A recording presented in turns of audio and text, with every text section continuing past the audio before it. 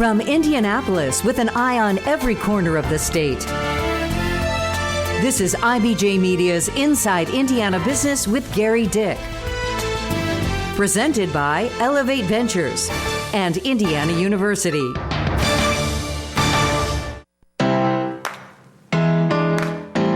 Smooth sailing ahead for Indiana innovators. How a new state-of-the-art bridge could be the key driver to push Hoosier tech and research to the next level. Up, and away.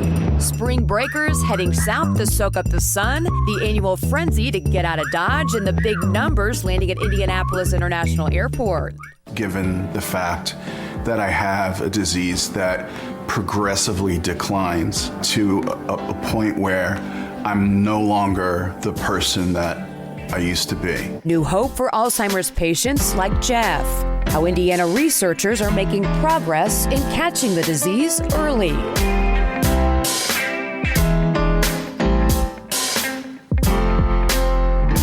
Hello and welcome to Inside Indiana Business. I'm Gary Dick, coming to you this week from one of the state's key entrepreneurial and innovation hubs, 16 Tech, on the near northwest side of downtown Indianapolis. What you are hearing and seeing, these are the sights and sounds of progress. 16 Tech's been years in the making. It is a hop, skip, and a jump to one of Central Indiana's premier medical corridors.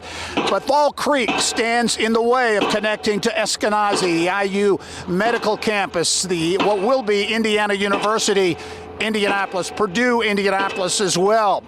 The solution is a $20 million state-of-the-art bridge linking Indiana innovation to Hoosier healthcare. The structure itself is billed as a first of its kind in the United States, a bridge that will have more room for people than cars, and yes, serve as a new signature piece to showcase the downtown Indianapolis skyline. 1, 2, 3. It will be the signature piece of the 16 Tech Innovation District, a $20 million bridge described as the first of its kind in the nation, providing a critical link between the innovators, makers, and researchers at 16 Tech and Indy's burgeoning research and medical corridor across Fall Creek. Today really represents that 16 Tech is here to stay. It's no longer a question. The vision of an innovation district in our city, is you acknowledge, is one that has more than 20 years of history. And it's a vision that required a lot of support, patience, and persistence. And it had quite a few hurdles in the past as well. And we've overcome a lot of those. And the project that we're breaking ground on today solidifies the fact that 16 Tech is a part of our downtown ecosystem. It's a part of the near west and near northwest neighborhoods, and the physical connection which will come from the bridge to our hospitals, to the IU Indianapolis, Purdue and Indianapolis campuses is really significant to catalyzing the further growth and development of 16 Tech. 16 Tech CEO Emily Kruger says connecting the district to the new IU Indianapolis and Purdue Indianapolis campuses will also be critical to the state's talent attraction efforts. The connection between IU Indianapolis and Purdue and Indianapolis cannot be underestimated in terms of its importance to 16 Tech. We're creating a connection to our research assets, 2 of our Tier 1 research universities who have incredible strengths. And they're 2 of 6 universities that have a presence right now in 16 Tech. It's important that there be places where students can interact with industry that helps them in their academic success. It also helps show what a great place Indianapolis is, not just to go to school, but to stay, and a depth of opportunities that are here that can shape one's career. That makes this bridge part of a downtown that is truly becoming more livable, more vibrant for all. For Indianapolis Mayor Joe Hogsett, 16 Tech is part of a cascade of high-profile projects poised to help write Indy's post-COVID story. Bottle Works in the northeast corner, 16 Tech here on the northwest side. Let's not forget about the IU Health Hospital. Then when you go down to the Elanco headquarters coming out of the ground, whatever happens at 11 Park. And then on the southeast side of the city, we've got Jail 1, Jail 2, we've got the redone Gamebridge Fieldhouse. There's just a lot of things that are already started and will continue to develop over the next 4 or 5 years. Well, 16 Tech is much more than a place for creative minds and innovation. It is quickly becoming a destination for food and drink. There's also the design of this $20 million bridge that officials here say will be world class. More on both those stories when we come back. Welcome back to Inside Indiana Business, coming to you this week from the 16 Tech Innovation District on the near northwest side of Indianapolis. And certainly you can hear the progress being made on a new $20 million bridge, now officially under construction. A bridge that will span Fall Creek, connecting 16 Tech and the IU Medical Campus, what will be IU Indianapolis, Purdue Indianapolis as well. There's a lot of buzz about this bridge project and the greater project of 16 Tech. For more on those stories, we send it across the way to the AMP, where Mary Rachel Redmond is standing by. Mary Rachel. Well, Gary, in just 2 short years, the AMP has become quite the spot with an eclectic mix of local culinary and retail joints, really unlike anything you'll find in the Circle City. Our Blameberries are getting ready to be in the Food Network magazine. Everything from a natural drink and CMOS bar to self-service pinball and a contemporary barber, just to name a few. Each business housed in these colorful shipping containers. Quite the innovative space that, believe it or not, is the former service bay of the Indianapolis Water Company, a structure that dates all the way back to the early 1900s. And speaking of structures, the new bridge being built is going to be somewhat of an architectural marvel. The 342-foot-long suspension bridge isn't just your average suspension bridge. The rope-like cables you typically see, like with the San Francisco Golden Gate Bridge, will be replaced with flat steel plates, the first of its kind in the U.S. and likely the world. A bridge completely 100% unique to the city of Indianapolis. There are very few American cities that have kind of this extraordinarily verdant, bucolic landscape where you can be nestled in a creek with trees around and you barely see or hear the city. It's extraordinary. And so we wanted the bridge to celebrate that. So it's not this thing you rush past, but that you actually wanted to go to and be in. A lunch break, a coffee break, just to get away from, the hustle and bustle in life. Our communities have gotten disconnected. And now we're even more disconnected because of social media. So the bridge is a much more than getting from point A to point B. It's about reconnecting our communities. And that was something that was very clear when we interacted with communities here, that they wanted to feel reconnected to not just economic life of the city, but just the social and cultural life of the city. And how does everyone feel like it's one Indianapolis? And I think the bridge represents that attempt to knit the city back together. Construction of the bridge is expected to be complete in summer 2024. A lot to look forward to in downtown Indy.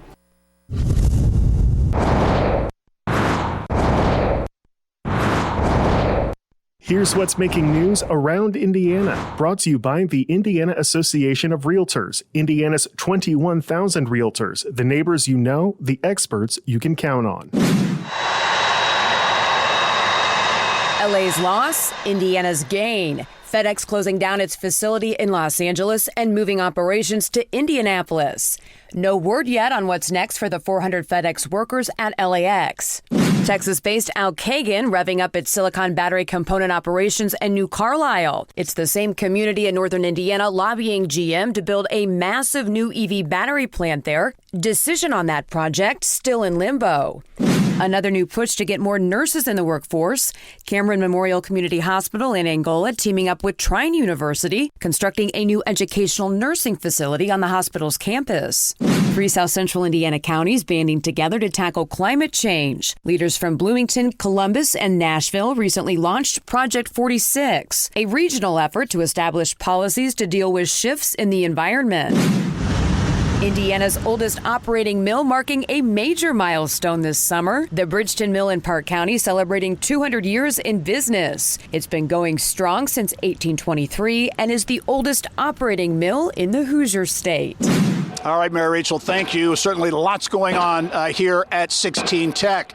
Well, it's up and away for spring breakers. How Indianapolis International Airport is handling near record numbers of travelers, plus the latest on efforts to land a direct flight from Indy to Europe.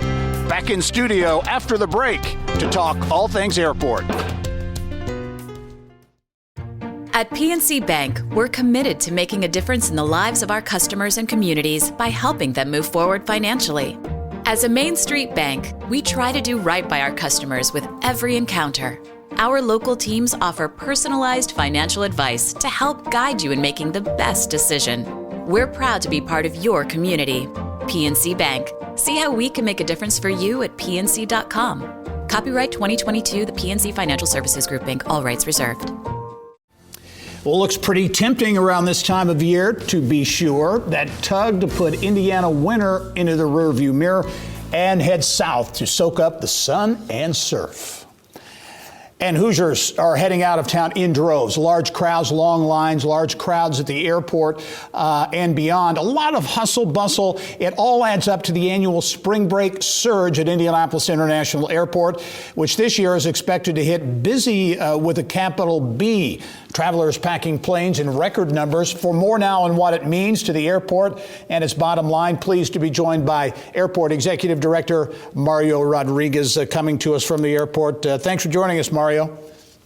Gary, it's an honor to be here with you. It's always great to be on your show. Hey, in the sports world, it's called flexing, showing the awards, showing the hardware. I think that's what you're doing right now, right? 11 that's years what we do. Yeah, 11 years in a row with the best airport in North America.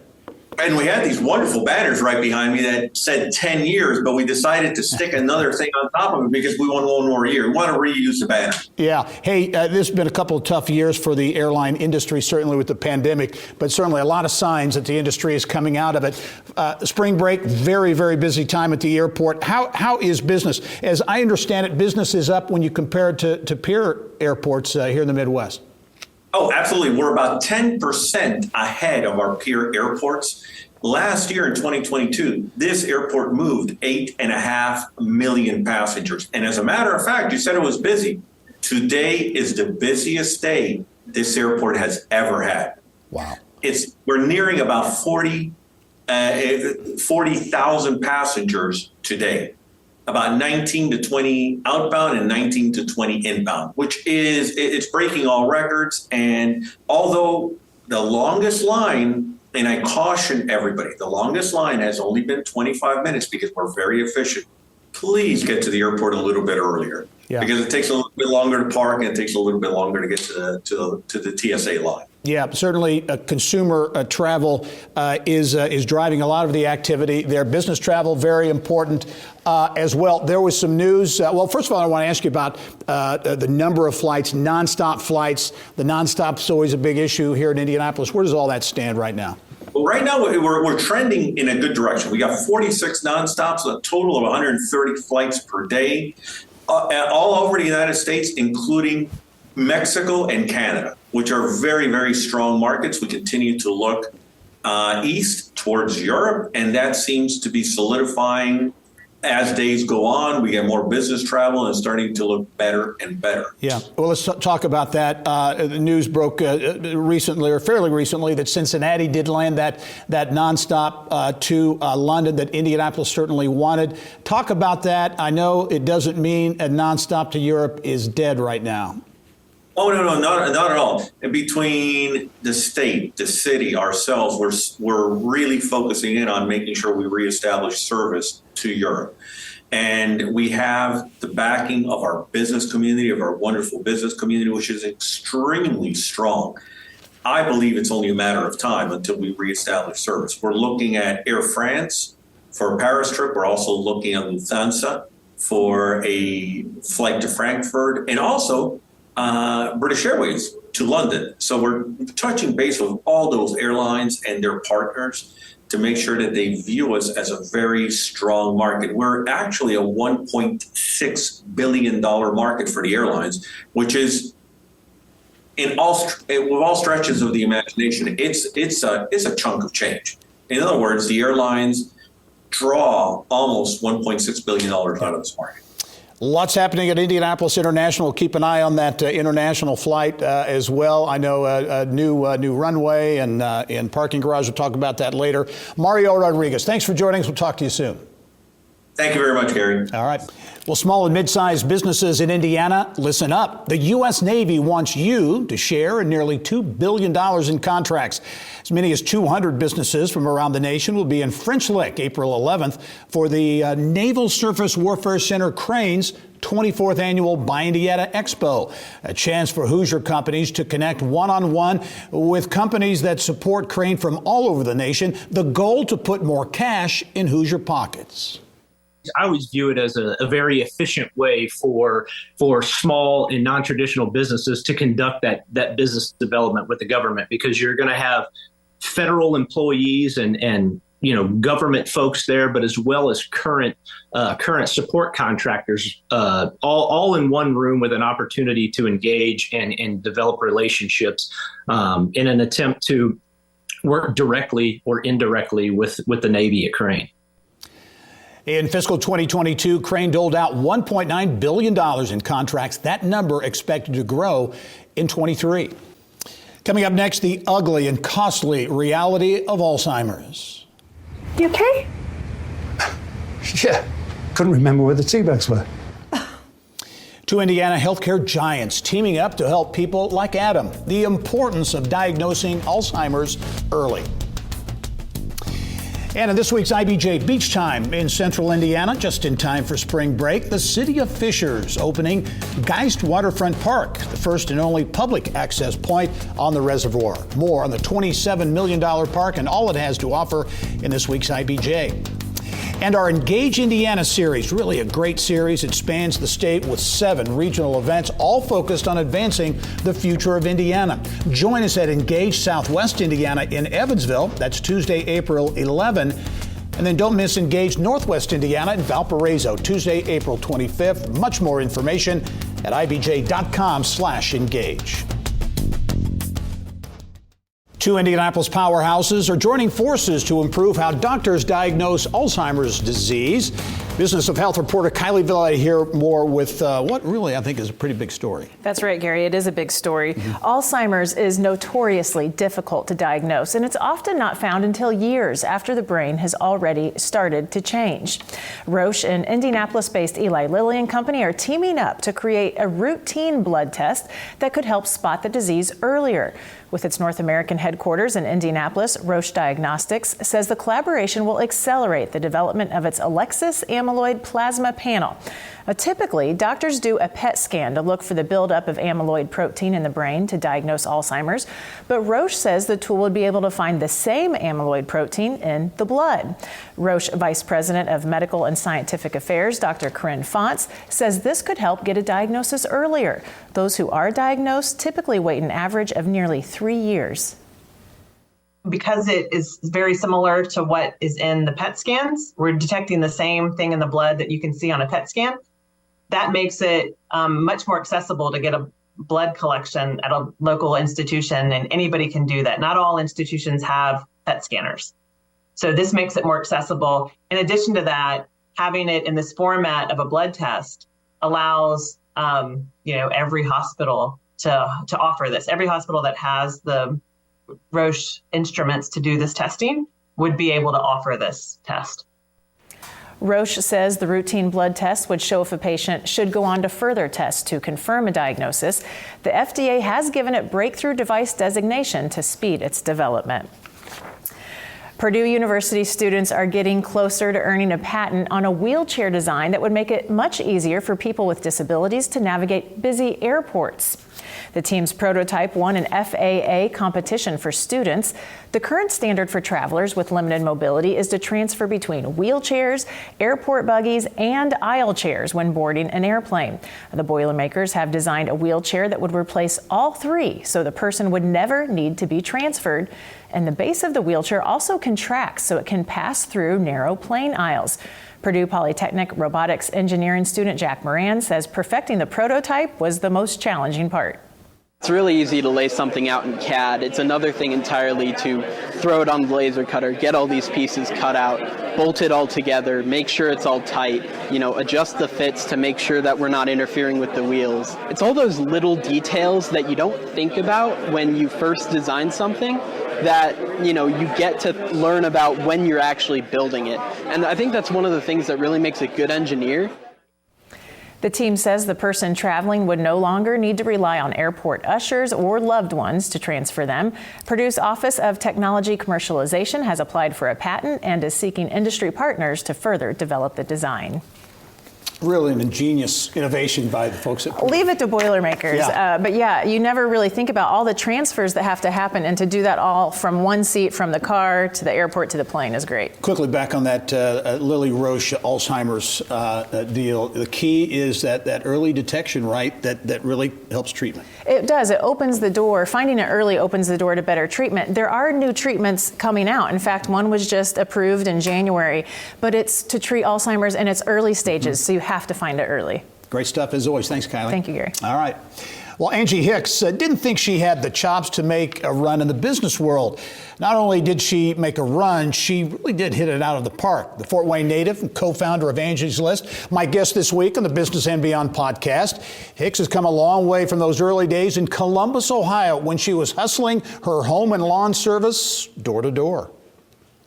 There were a lot of doors shut in my face. And when I reflect back on that time, one, we knew that we were never going to scale the business. It was dependent on me to do the sales, which is fine. You got to know what you bring and know what you don't bring. And that I did not bring.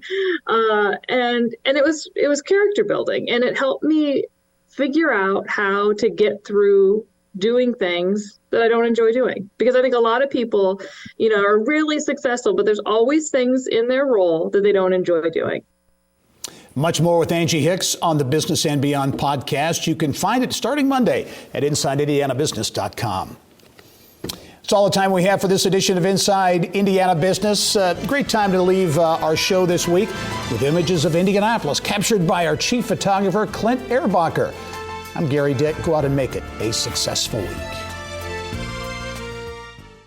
Thank you for listening to the Inside Indiana Business Television podcast. Remember, you can get the latest business news from every corner of the state at InsideIndianaBusiness.com. I'm Gary Dick. Go out and make it a successful week.